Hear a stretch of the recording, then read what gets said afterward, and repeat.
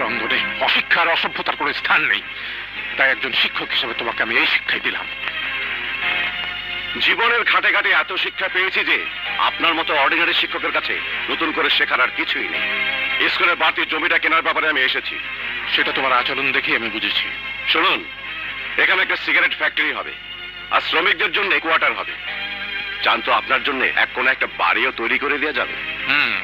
সব সিদ্ধান্ত দেখে তুমিই নিয়ে ফেলেছ, এখন আমাকে জিজ্ঞেস করার আর কি আছে? জমি বিক্রির এই দলিলটাতে আপনার একটা সই দরকার। সই তো আমার ইচ্ছার বিরুদ্ধে গায়ের জোরেই করিয়ে নিতে পারে। তা অবশ্যই পারি, শুধু গায়ের জোরে কেন, অস্ত্রের জোরেও। হুক্কা বদনা ধান্দা আমার ভালোই জানা আছে। দেখো, তুমি যদি কিছু টাকার বিনিময়ে কারো ভাড়াতে গুন্ডা হয়ে এখানে এসে থাকো, তাহলে মনে রেখো ওই টাকা হারামের টাকা। আর যদি কারো ভয়ে বা চক্রান্তে ফেসে গিয়ে তোমার এই অধঃপতন হয়ে থাকে, তাহলে দেখ তোমার এই যৌবনকে। আরে যৌবন তো হলো জীবনের শ্রেষ্ঠ সময়, যা মানুষকে উঁচুতে নিয়ে যেতে পারে। সেই সময়কে তুমি কিনা অধঃপতনে অন্ধকার তলিয়ে যাওয়ার জন্য এই কাজ করছো। আমি আপনাকে 7 দিনের সময় দেব, এর বেশি নয়। চেহারায় তোমার শিক্ষার ছাপ, দৃষ্টিতে তোমার বুদ্ধির দীপ্তি, কিন্তু ভেতরটা কালো অন্ধকার। দেখো বাবা, তুমি যদি কারো ক্ষতি করো, তোমার মনের অজান্তে তোমার কতটুকু ক্ষতি হবে তা তুমি পরে বুঝতে পারবে। তোমার মতো সোনার টুকরো ছেলে কেন সর্বনাশী পথে চলেছো বাবা? আপনি ছাপোষে স্কুল মাস্টার, তাই আপনার ভালোর জন্যই বলছি, একটা ডিসিশন নিয়ে নেবেন। আমি 7 দিন পর আবার আসবো। দাঁড়াও, কিছু লোকের মনোবল এমনিতেই মজবুত থাকে, আর কিছু লোকের মনোবলকে তোমাদের মতো লোকেরা আরো মজবুত বানিয়ে দেয়। তুমি আমার ছেলের বয়সী হলেও তোমার কাছে আমি কৃতজ্ঞ যে তোমার হুমকি আমার সংকল্পকে আরো মজবুত বানিয়ে দিয়েছে। শুনে রাখো, এই জমিতে স্কুলই থাকবে, প্রয়োজনে স্কুল আরো বড় হবে, পাশে কলেজও হবে, কিন্তু দেশের লোককে নেশাখোর বানাবার জন্য কোনো অবস্থাতেই বসির মৃধার মতো লোকেরা এই জমিতে সিগারেটের কারখানা গড়ে তুলতে পারবে না। Now get out and get lost!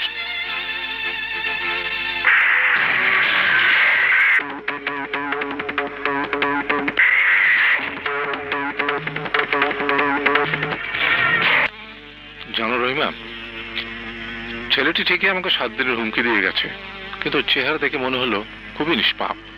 দেখে আমার চোখে মুখে একটা আগুন। ওই ছেলেটির নাম পরিচয় কি বাবা? ওর নাম করিম, রহিম, মুরাদ, আকাশ, যাই হোক না কেন, ওর আসল নাম মাস্তান। না না, এভাবে বলে না মা, দুনিয়াতে কেউ মাস্তান হয়ে জন্মায় না, তাই ওর আসল নাম গুন্ডা বা মাস্তান হতে পারে না। শাবাশ বাচ্চু, শাবাশ! 20 লক্ষ টাকার কন্ট্রাক্ট এত তাড়াতাড়ি সেরে আইলি। ওস্তাদ, তুমি তো জানো তোমার এই বাচ্চু কন্ট্রাক্ট জিততেও সময় নেয় না, আবার হারতেও সময়। তাইলে কি হাই যাইছস? হারিও নাই, জিতিও নাই, কেবল পরীক্ষা দিয়ে আসছি। তা পরীক্ষার ফলাফলটা কি, পাস না ফেল? 7 দিন পরে জানবা। হ্যাঁ, 7 দিন পরে জানো? এইটা আবার কোন জানাজানির মধ্যে পড়ে গেলাম। কই রে জানামা, আমার তো মাছ ধরার সময় হয়ে গেল। বাবা, শহরে যাবার দিন এলেই হলো, তোমারও মাথা খারাপ হয়ে যায় আর সঙ্গে সঙ্গে আমাদেরও পাগল বানিয়ে ফেলো। এখন বাজে মাত্র 9টা, আর বাস হলো সেই 11টায়। এখনই কিনা তুমি? আরে বুঝিস না কেন, স্কুলে মাস্টারদের বেতনের টাকা তুলতে শহরে যাচ্ছি। কত বড় জরুরি কাজ এটা। মাস্টারদের বেতনের টাকা যদি সময় মতো দিতে না পারি, তাহলে ওরা ছেলে মেয়েদের শেখাবে কি? অভাবের তাড়নায় মানুষের অনেক কিছু শেষ হয়ে যায়। আমি যাই। যারা দাঁড়াও, এনায়েতপুর হাই স্কুলকে গড়ে তোলার জন্য তুমি তোমার রক্ত পানি করে দিয়েছো, কখনো কি ভেবেছো এর বিনিময়ে কি পাবে?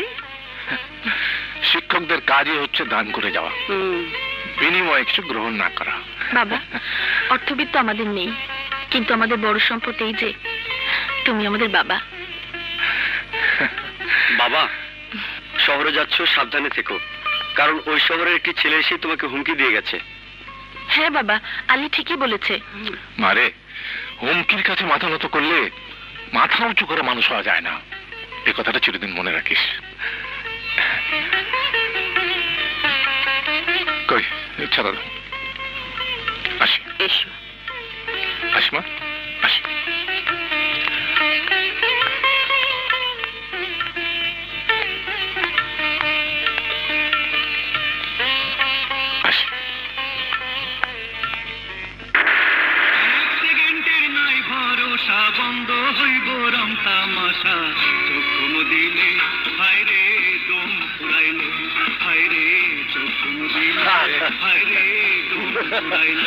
আরে নে খা। আরে পাগল হয়েছিস নাকি? আমাকে গাড়ি চালাতে হবে না। আরে এটা খেলেই দেখবি গাড়ি চলছে রকেটের গতিতে। নে খা। আরে খা খা না। Thank you.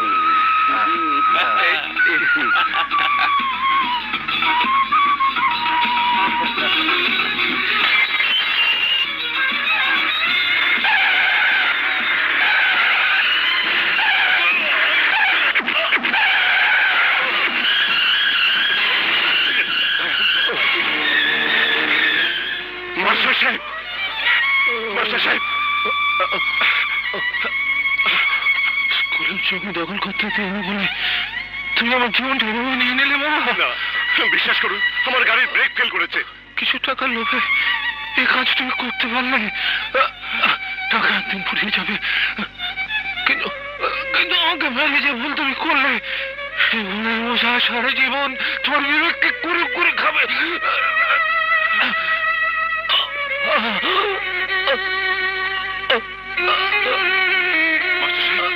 মাস্টার সাহেব,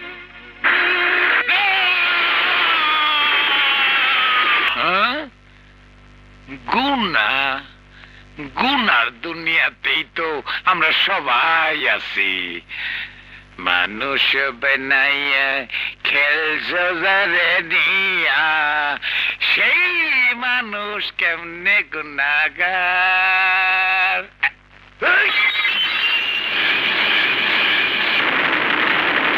একটা চাবি মাইরা দিমু সাইরা গুড় গুড় করবি জনম ভইরা।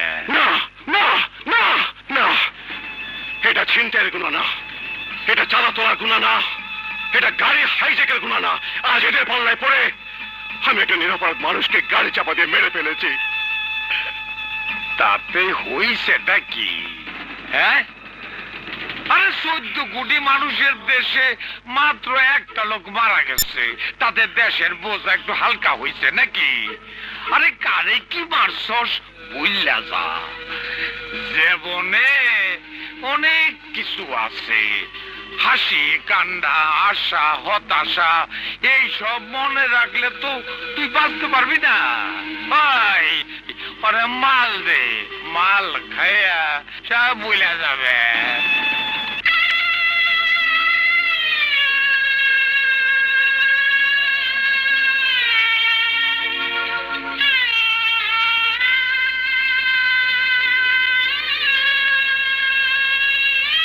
যারা, আমি জানি কে বাবাকে খুন করেছে। কে? বাবার স্কুলের জমি দখলের যে ছেলেটি হুমকি দিয়ে গিয়েছিল সে ছেলেটি। আমার হয়ে কসম খা, বাবার সেই খুনিকে তুই যেভাবে পারিস খুঁজে বের করবি।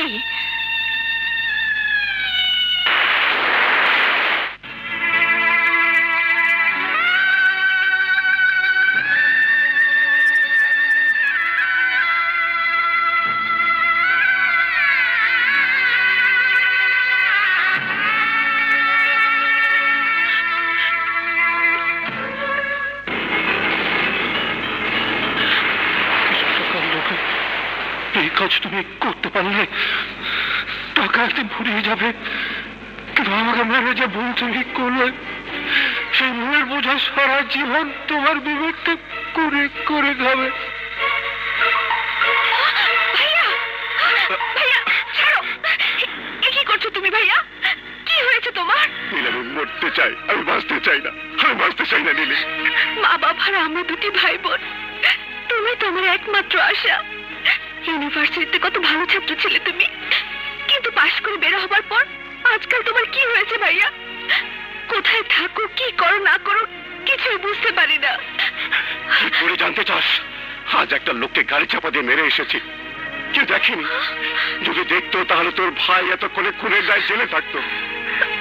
আকাশ, তুমি অপরাধ করে যখন তোমার ভুল বুঝতে পেরেছো, তখন একদিন তোমার পথ ঠিকই খুঁজে পাবে।